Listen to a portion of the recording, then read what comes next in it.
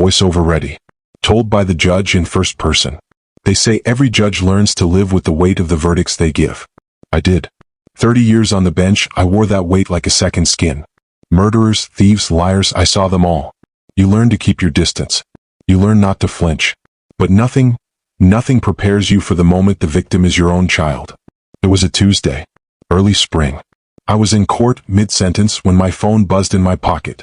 Unusual. I never kept it on during session. But that day, I forgot. I silenced it.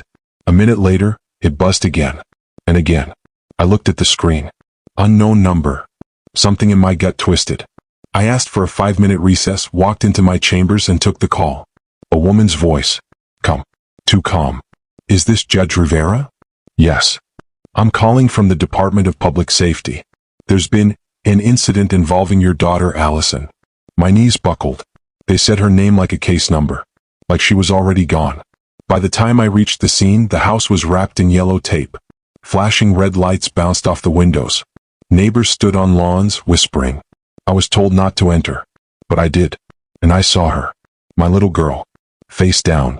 So cold. A pool of blood around her head. Hands bruised. Scratches on her arms like she had fought for her life. There were no signs of forced entry. No broken windows. No stolen items. It looked personal. Calculated. She had opened the door to someone she knew. That night I didn't sleep. I sat in her childhood room, surrounded by trophies, books, and half-burnt candles. The scent of her still lingered in the air. Allison wasn't perfect. She was strong-willed, stubborn, fiercely independent. She and we clashed a lot in her final year. But she was kind. She volunteered at youth centers. She wrote poems she never showed anyone. She had secrets like every child does. But I never imagined one of those secrets would get her killed. The detectives worked fast. Within 48 hours they had a suspect. A young man named Carter Bell. 24 years old. 2 prior arrests. Once for assault. Once for breaking probation. He lived in the next neighborhood over. He had no alibi for the night Allison died.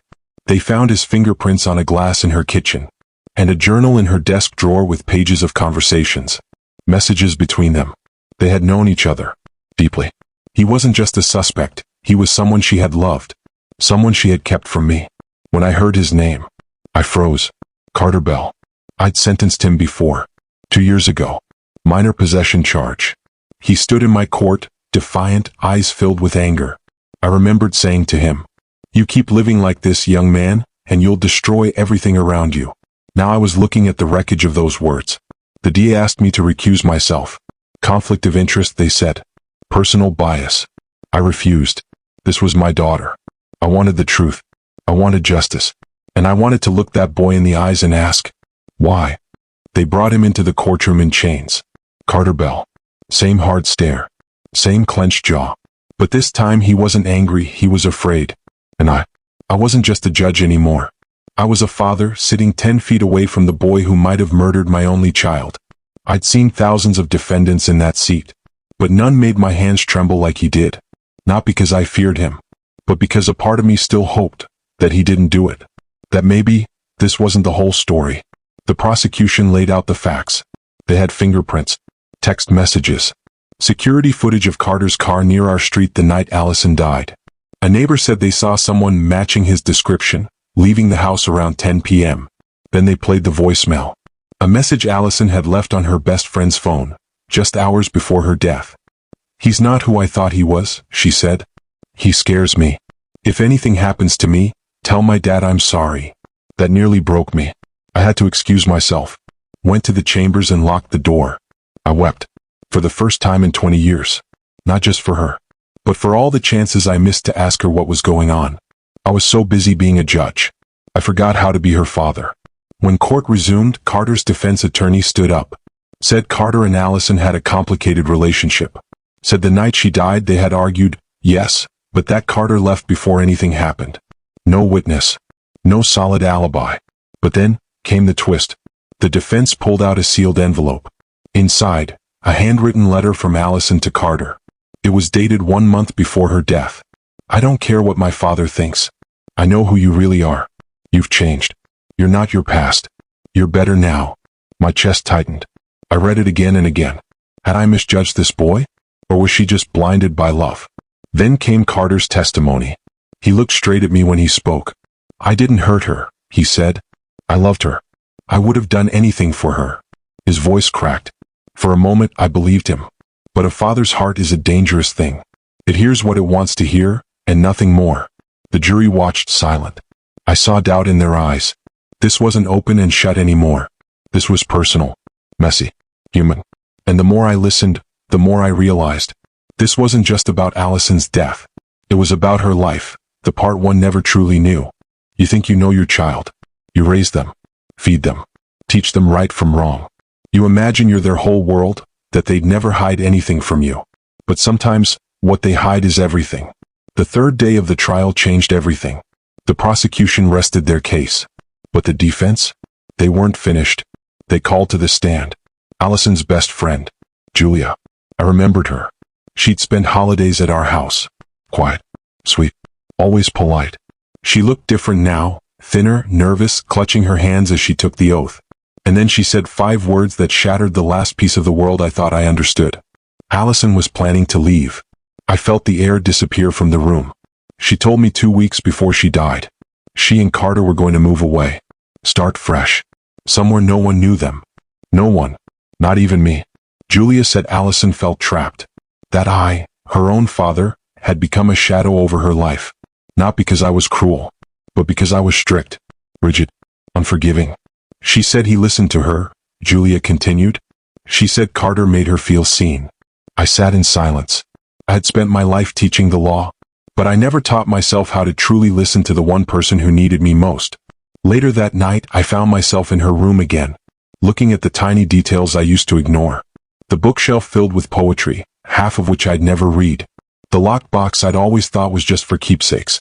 This time, I opened it. Inside were dozens of letters. From Carter, to Allison, and from Allison, to herself. Journals, confessions, pieces of her I never took the time to ask about. One page read, "He's not perfect, but he lets me breathe. Dad wants me to be his daughter, not my own person. I love him. I hate the fear. I don't know how to live in both." I couldn't breathe. She had been caught between 2 worlds. Mine, full of rules, discipline, expectations. And Carter's, chaotic, flawed, but free. And she died before she ever figured out which one she truly belonged to. I started to wonder, what if I had been different? What if I had spoken less like a judge and more like a father? Would she still be alive? In that moment, it wasn't about Carter anymore. It wasn't about guilt or innocence. It was about grief. And the parts of her life that I never saw. Because I had been too blind, too proud, too controlled. And now, it was too late. The trial dragged into its second week. By then, public opinion was already split. Some saw Carter as a manipulator, a wolf in disguise. Others saw him as a boy caught in a storm he didn't create. And me? I no longer knew what I believed. I had seen the fear in my daughter's eyes on that voicemail, but I had also read the love in her letters. It didn't make sense until the day we heard from the neighbor. His name was Mr. Kellerman, lived across the street, retired mechanic, watched everything from his porch like a human security camera. He was called in by the defense, and what he said changed everything. "I didn't think it mattered at the time," he said, "but I saw someone leave the Rivera house the night she died. And it wasn't that boy over there." The courtroom froze. It was a man, older, maybe late 30s, hoodie on. But I saw his face when the porch light caught him. He pointed to the courtroom sketch, then said a name I hadn't heard in over 3 years. Brian Latner. My heart dropped. Brian Latner was my former law clerk. He had worked for me for almost 2 years. Sure, polite, quiet.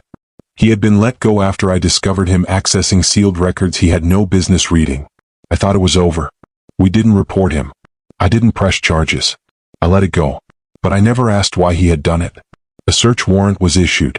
They found Allison's earrings, the ones she always wore, hidden in a drawer in Brian's apartment. They found messages on a burner phone. Threats. Photos. Journal entries about the girl he could never have. Brian had become obsessed with her. He had followed her. Watched her. He knew she was pulling away from Carter. He saw a moment of opportunity, and he took it. The day Brian was arrested, I didn't feel victory. I felt sick. I had sat across from the wrong boy. I had nearly condemned someone innocent, not out of hate but out of pain. My grief had made me blind. Carter was released. No charges. He didn't even look at me as he walked past. And I didn't blame him. All I could do was whisper, "I'm sorry." And even that didn't feel like enough. I resigned the next morning. No press conference. No farewell party. No applause. Just silence. I left my robe on the hook in chambers, my nameplate on the desk, and walked out the same courthouse I'd ruled for over 3 decades. No one stopped me. And that was the first mercy I'd been given in a long time. For a while I couldn't sleep. I replayed every moment of that trial in my mind. Every time I'd raised my voice.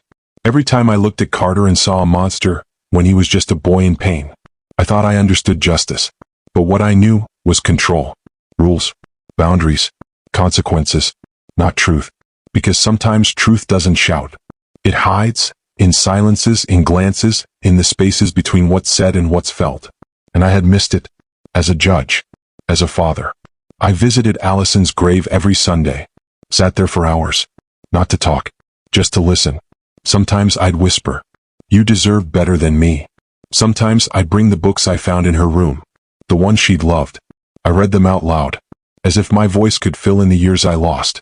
As if she could hear me now, in the way I never heard her then. Carter never visited me. But one day a letter arrived. No return address. Just a folded page with a single sentence. "She forgave you.